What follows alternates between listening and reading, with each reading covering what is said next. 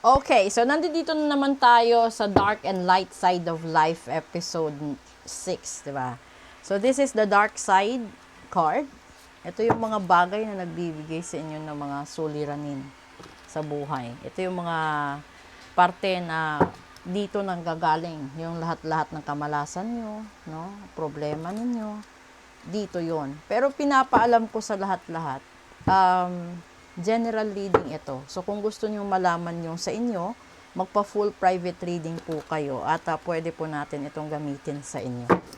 At kung gusto niyo. Depende sa request niyo, di ba? Kasi marami naman akong cards. Marami naman akong collection. So, depende sa inyo kung ano gusto niyo.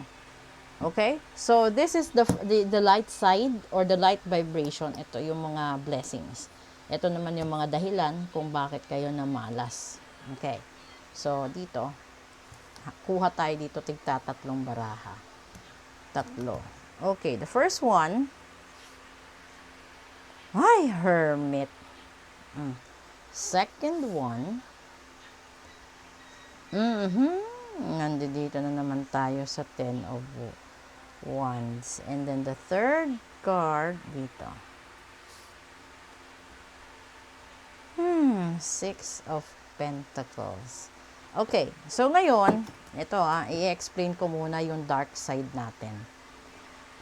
Yung mga dahilan kung bakit nagkakaroon tayo ng stagnation sa buhay, hindi tayo nakakausad dahil marami tayong iniisip.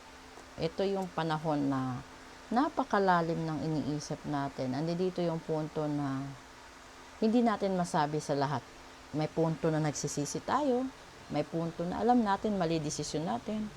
May punto na alam natin mali yung ginawa natin, pero hindi natin maamin-amin dahil may pride tayo, may ego, tapos ayaw nating makita nila na mahina tayo. May ganun ang tao.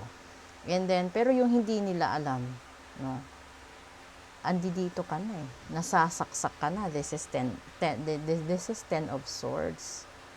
Diba? Na saksak na Para bang wala na, ubos na, saksak na, lahat ng problema nandyan na sa'yo. Mapapag-ibig, pera, no? Trabaho, andun na lahat ng kamalasan. At alam mo kung bakit ka nagkakaganyan. Dito sinasabi ng baraha. Hindi sapat yung nagawa mong kabutihan para sabihin ni universe na bibigyan ka niya ng blessing sa buhay mo. Ibig sabihin ito, kulang ka sa kawang gawa, kulang ka sa charity works, kung bakit inuulan ka ng kamalasan sa buhay. Ayan, tignan natin kung ano ba yung madaling solusyon para dyan, para itapat natin. First one, sa light side. Wow, Queen of Pentacles. The second card, this is the Five of Wands. Ito, yung mga kaetsusan. And then the third card,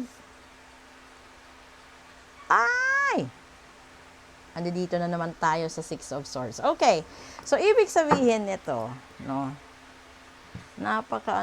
napaka-tricky ng solusyon sa light side natin. So kasi kapag sinasabing Queen of Pentacles, this is the mastery, or magkakaroon ka ng financial stability. It may take a year or so, pero magkakaroon ka ng financial stability. Ito yung mga bagay na the Five of Wands, ipinaglalaban mo, no, sa lahat-lahat. Ibig sabihin, ito yung mga panahon na pinaghihirapan mo, pinag-iipunan mo, tiniis mo lahat, no. Ito yung mga bagay na kasi the Six of Swords is giving you let me see. This is the logic or the reason na binibigyan ka ng pagkakataong mag-grow, no? So ibig sabihin dito ni universe is yung light side mo, bibigyan ka, yung huli na baraha is bigyan ka ng pagkakataon na mag-mature. Kaya siguro minsan hindi mo matatagpuan yung tao para sa'yo dahil kailangan mo pang mag-grow maturely sa pagkakaroon ng mga desisyon sa pagharap ng mga pinaglalaban mo sa buhay.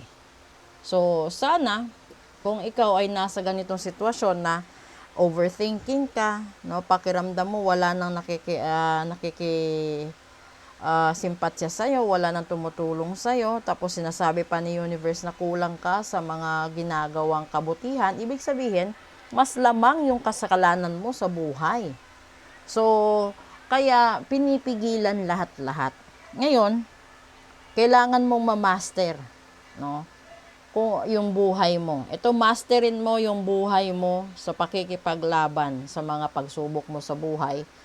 At nang mag-grow ka sa sarili mo at magkakaroon ka ng financial stability.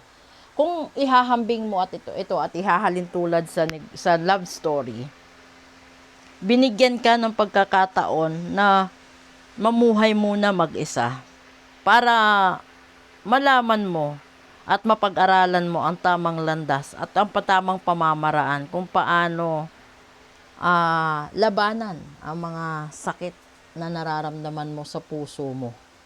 Ito yun. Sana magkakaroon ka rin ng panahon at pagkakataon sa sarili mo na you grow maturely as time goes by para naman maranasan mo yung panahon na mamahalin ka, minahal ka, no? Tsaka ikaw yung buhay niya, ikaw ang lahat sa buhay niya. So kung meron man sigurong mga blessings na darating, yan makakamtan mo kapag gumawa ka ng kabutihan sa kapwa mo. Yung kabutihan naman, hindi naman pagbibigay lang ng pagkain. Yung kabutihan is yung pag-iwas sa mga temptasyon, yung pag-iwas sa mga chismis, yung pag-iwas ng sarili mo sa mga bagay na pakialaman ang mga hindi naman sa'yo. Isa din ito sa mga bagay na halimbawa, yumaman bigla yung kasama mo. Hindi naman ibig sabihin gumawa ka rin ng paraan na damihan mo utang mo para yumaman ka din tignan. Hanggang tingin nga lang, di ba? Magkaiba kasi yung kawang gawa na na-bless ka kasi totoong blessings yun.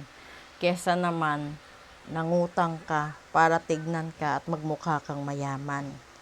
Dahil darating ang panahon, makikita ng tao sa paligid mo, pupunta yung taong hiniraman mo at sisingilin ka.